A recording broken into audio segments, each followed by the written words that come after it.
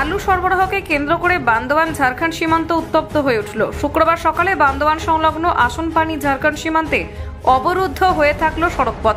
প্রায় 4 ঘন্টা পর ঝাড়খণ্ডের গালুডি থানার পুলিশ ও এই রাজ্যের বান্দোয়ান থানার পুলিশ যৌথভাবে দুই রাজ্যের সীমান্তবর্তী এলাকায় বসবাসকারী ও যাতায়াতকারী ব্যবসায়ীদের বৈঠক করে।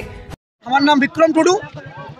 আমরা গরিব মানুষ যে জামশেদপুরে কাজ করতে যাই, লেকিন মাঝে রাস্তা বন্ধ হয়ে গেছে। কারা বন্ধ করেছে? মানে ঝাড়খণ্ডের বর্ডারের লোকগুলো। কিসের জন্য করেছে? ওই আলুর জন্য। আলু কি? আলু হয়তো এখানে বেঙ্গল থেকে যেতে দিচ্ছিল না, তার কারণে তারা কি বন্ধ করছে? তারা বন্ধ করেছে, তার কারণে আমরা আজকে সকালে গিয়ে দেখলাম গাড়ি নিয়ে, দেখছি রাস্তা বন্ধ আছে। কি ব্যাপার বলি দাদা বলুন, বলছে আমরা আলু পাইনি, এই জন্য রাস্তা বন্ধ করে দিয়েছি।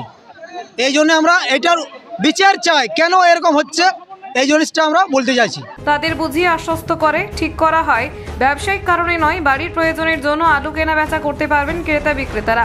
উত্তপ্ত হওয়ার কারণ জানা গিয়েছে। ঝাড়খণ্ড রাজ্যে আলু সরবরাহ কেন বন্ধ করেছে পশ্চিমবঙ্গ সরকার, এই প্রশ্ন তুলে বান্দোয়ান সংলগ্ন আসনপানি ঝাড়খণ্ড সীমান্তে অন্যান্য সবজি গাড়ি ও নির্মাণ শ্রমিকদের গাড়ি আটকে দেন ঝাড়খণ্ডবাসীরা। আর ভিন রাজ্যবাসীদের এই রকম আচরণের তীব্র প্রতিবাদ জানান এই রাজ্যের বান্দোয়ানের দুয়ারসিনী গ্রামের বাসিন্দারা।